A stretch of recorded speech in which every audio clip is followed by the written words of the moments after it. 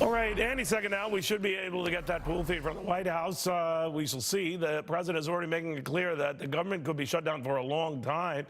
And when it came to the markets, we need help from the Federal Reserve on these markets. The National Taxpayers Union senior fellow, Mattie Duppler, on the shutdown for a long time thing. He has been of that view for a while now. Obviously, nothing has developed, Mattie, to disavow that, right? I think you're right, Neil. You know, what we need to see is some movement from either political base that creates pressure on these leaders to make a deal. And frankly, I don't see that happening for liberals or for conservatives. Trump really thinks that he has a winning hand to play here on the wall. And Democrats certainly think that they have leverage when it comes to demanding what they want in the funding fight. Now, this may start to break loose as we move into this week because, of course, Nancy Pelosi is vying to become the next House Speaker. She actually now has the hard job of governing and trying to get a deal that her caucus will agree to. So we'll see over the next couple of days whether or not she has the political clout with that new caucus or whether or not they start to make demands on her leadership. It's likely that she will be appointed their leader, voted in as their leader. And obviously, she's got to assuage members who don't want to give an inch to the president on this whole wall thing. So where is the middle ground here? There is no middle ground, and that's why we find ourselves on day 12 of a government shutdown. Right. Democrats right now have a very diverse caucus. They've got new, very vocal progressives in combination with a lot of members who come from seats that were previously held from Republicans and in states that President Trump won. So that doesn't mean that there isn't a lot of daylight to be covered between those two parts of the caucus, and not to mention the fact that Nancy Pelosi and Senator Schumer have to go to the White House and then make a deal with the president when he has said he doesn't have much room to give either.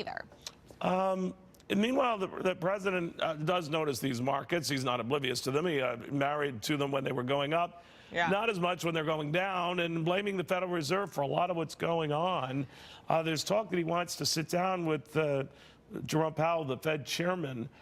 That's almost a no-win situation for Powell, but what's your sense? Oh, I agree with that, Neil. I think it's a no-win situation for Powell. I think it's a no-win situation for the markets. Think about it. The central bank itself is supposed to be a nonpartisan, independent entity. What could possibly be gained by taking the leader of the central bank then and sitting him down in a room with the president of the United States, who is motivated by politics to have that meeting? I don't think it's a good idea. And I do think that President Trump should start to separate what he's doing in his policies from what the federal bank does. You know, I think the president said that it was a glitch that the stock market performed so poorly in December. You know, to me, a glitch then means that the market performs exactly as you would anticipate it to perform in these scenarios where you have escalating trade tensions between the two largest economies in the world. To me, that's not too radical to think that that is going to be the outcome of what we see happening on the public policy side. So I certainly hope that cooler heads prevail in these conversations, that the federal bank continues to take, a more dovish approach moving into this next year. And I think that they're certainly on track to do that. All right, we're about a minute away from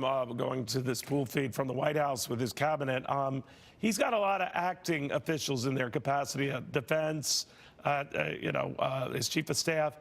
Is this going to be a problem if this isn't resolved soon on a permanent basis?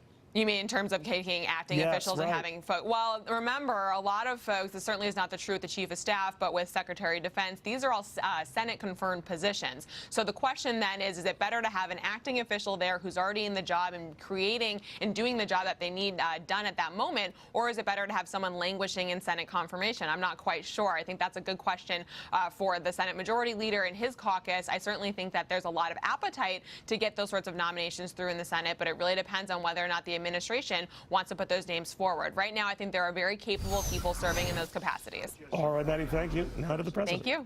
So thank you all very much for coming. We appreciate it. Thank you.